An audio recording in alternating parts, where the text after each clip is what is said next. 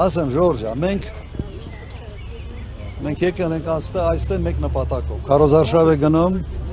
եկել ենք մեր թիմով ներկայանալ եւ փաստորեն ամբողջ Քարոզարշավի իմաստը խնդրել ձեզ, որ քվետակ մեր թիմին, մեր ծրագրերի համար եւ համոզմունքով,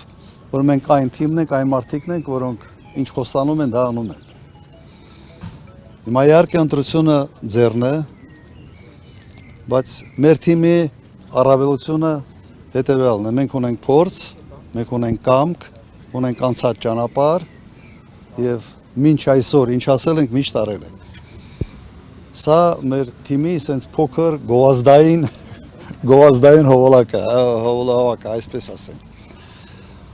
Հիմա ինչ վերաբերում է տեղական հարցերին, մենք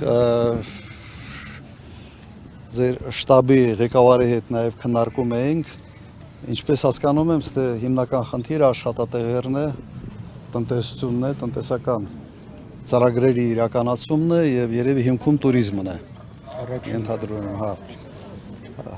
Բնությունը ճկնաղ է, չեմ կարծում, որ ինչ-որ բանով զիջում եք Դիլիջանին, բայց туриզմի զարգացվածության տեսանկյունից բավական զիջում եք, ես տենց եմ հասկանում, հա։ Եվ միգուցե այստեղ ավելի շատ ոչ թե սենց պարզ туриզմ, այլ առողջարանային ինչ-որ բաներ է եղել ժամանակ։ Ինֆրաստրուկտուրաները զարգանան, հյուրանոցային, սրճարաններ, ռեստորաններ։ Դուք երևի Երևան գալուց տեսնում եք, թե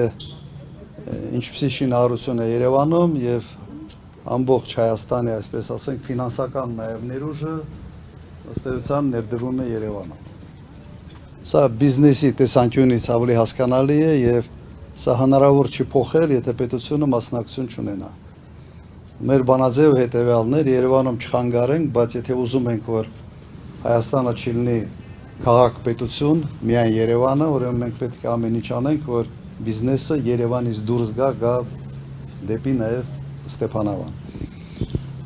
Առանց պետական աջակցության սա դժվար է լինելու եւ մեր ծրագրերով սա նախատեսված է։ Ձեր բնական պոտենցիալը իսկապես շատ մեծ է։ Ինձ համար մի քիչ զարմանալի է, թե ինչու է այսքան դանդաղ եւ ինչու ենք մենք ինչ որ տեղում տոպում։ Ուրեմն կարող ենք խոստանալ մեկ բան, որ տարածքների զարգացումը մեր ուշադրության կենտրոնում է լինելու դա միանշանակ եւ հատկապես այսպիսի բնական տուրիստական ներուժ ունեցող տարածքները մենք զարգացնելու ենք։ Туриզմը Հայաստանում ընդհանուր առմամբ զարգանում է, թվերը վատ չեն, զարգացման թվերը туриզմի, բայց չափազանց բան է, անհամաչափ է զարգանում, ինչ որ միտեղ շատ ավելի լավ է սկսում, մյուս տեղը հետ է մնում։ Հիմա Ստեփանավանը ոնց որ այդ տեսանկյունից մի քիչ հետ է մնացել եւ մենք պետք է ամեն ինչ անենք առաջ մղելու համար։ Այդ հնարավորությունը ունենք, այդ ուժը ունենք, այդ պատկերացումները մենք ունենք։ Հիմա մի քանի խոսք երևի Հայաստանի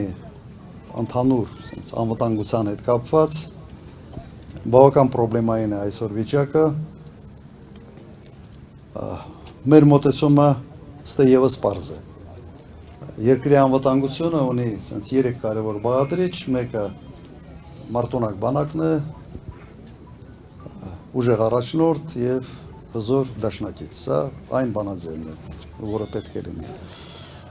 Հիմա ինչ ենք մենք տեսնում։ Մենք տեսնում ենք հետեւյալը, բանակը ինչքան էլ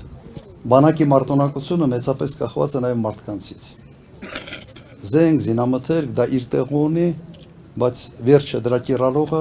մարդն է։ Եթե հասարակությունը բևեռացված է, եթե հասարակության մեջ թշնամացած են հասարակության տարբեր հատվածները, վերջը դա ազդում է բանակի վրա։ Մարտունակ բանակը նշանակում է հայրենասեր քաղաքացի, որը պատրաստ է երկրի համար պայքարել կռվել։ Մենք այս խնդիրը ստեղ ունենք։ Բանակում ոչ միայն իշխանությունը ներկայացնող մարդկանց երեխեքն են ծառայում, այլ նաև ընդդիմության երեխեքն են ծառայում։ Եվ մեզ համար օրինակ երեկվա միջոցառումը ռազմական այդ շքերթը Երևանում որոշակի հարցեր առաջացրեց։ Հարցերը հետևյալն են։ Հայաստանի պատմության մեջ երկրորդ դեպքն է, երբ բանակը օգտագործում է որպես քարոզչական առարկա։ Ոչ մի իշխանություն, դա ես օրինակ 10 տարի նախագահ եմ եղել, երբեք թույլ չեմ տվել որևէ նախընտրական ժամանակաշրջանում բանակը ներգրավել նման ձևով։ Առաջի դեպքը եւ միակը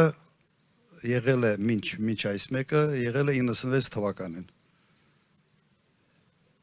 Նույն ձևի պարադարեցին, հաջորդ օրը ընտրություններ եղան վատ հետևանքներով։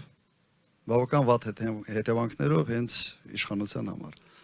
Մենք նման մոտեցում ընդհանրապես մերժում ենք։ Համարում ենք, որ բանակը պիտի լինի ապա քաղաքական, բանակը պիտի լինի հարազատ բոլոր քաղաքացիների համար, կապ չունի իշխանություն ես, թե ընդդիմություն ես, եւ բանակը ուղղակի անբարոյականություն է բանակը օգտագործել քարոզչական նպատակներով, ներքաղաքական նպատակներով։ Սա մեր մոտեցումն է եւ իմ արձագանքն է նրան ինչ կատարվեց։